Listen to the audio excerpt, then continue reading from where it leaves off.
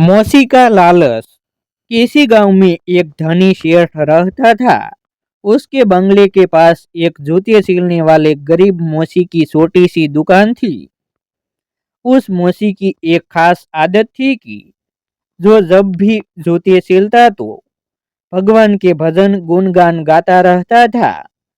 लेकिन सेठ ने कभी उसके भजनों की तरफ ध्यान नहीं दिया।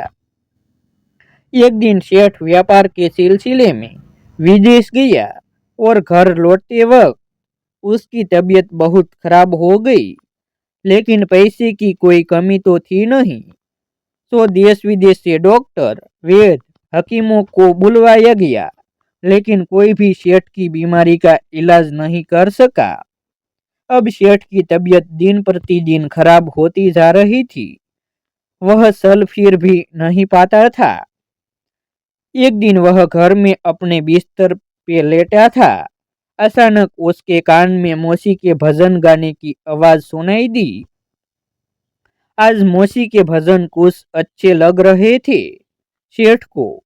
उसी देर में सेठ इतना मंत्रमुग्ध हो गया कि उसे ऐसा लगा जैसे वो साक्षात परमात्मा से मिलन कर रहा हो।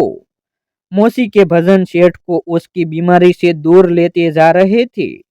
कुछ देर के लिए सेठ भूल गया कि वह बीमार है। उसे अपार आनंद की प्राप्ति हुई। कुछ दिन तक यही सिलसिला चलता रहा। अब धीरे धीरे सेठ के स्वास्थ्य में सुधार आने लगा।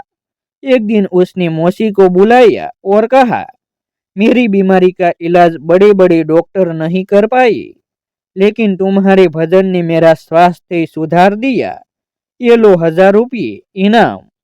मौसी खुश होते हुए पैसा लेकर चला गया।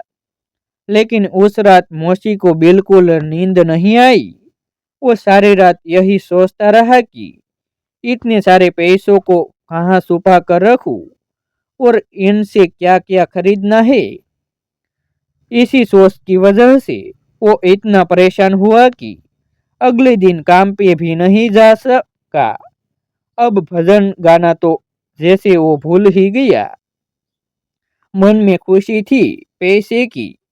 अब तो उसने काम पर जाना ही बंद कर दिया और धीरे धीरे उसकी दुकानदारी भी चौपट होने लगी। इधर सेठ की बीमारी फिर से बढ़ती जा रही थी।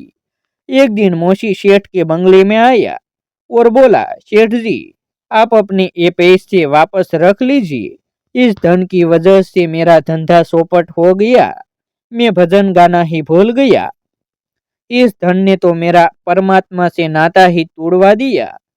मौसी पैसा वापस करके फिर से अपने काम में लग गया। मित्रों, ये कहानी मात्र नहीं है, ये एक सीख है कि किस तरह हम पैसों का लालच हमको अपनों से दूर ले जाता है। हम भूल जाते हैं कि कोई ऐसी शक्ति भी है जिसने हमें बनाया है। आज के माहौल में ये सब बहुत देखने को मिलता है। लोग 24 घंटे सिर्फ जॉब की बात करते हैं, बिजनेस की बात करते हैं, पैसों की बात करते हैं। हालांकि धन जीवन यापन के लिए बहुत जरूरी है, लेकिन उसके लिए अपने अस्तित्व को भूल जाना मूर्खता ही है। आप खूब पैसे कमाइए, लेकिन साथ ही साथ अपने माता पिता की सेवा करिए, दूसरों के हित की बात सोचिए और भगवान का स्मरण करिए।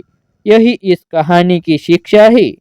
ऐसे ही नए नए वीडियो देखने के लिए हमारी यूट्यूब चैनल सब्सक्राइब करें और वीडियो को लाइक करें।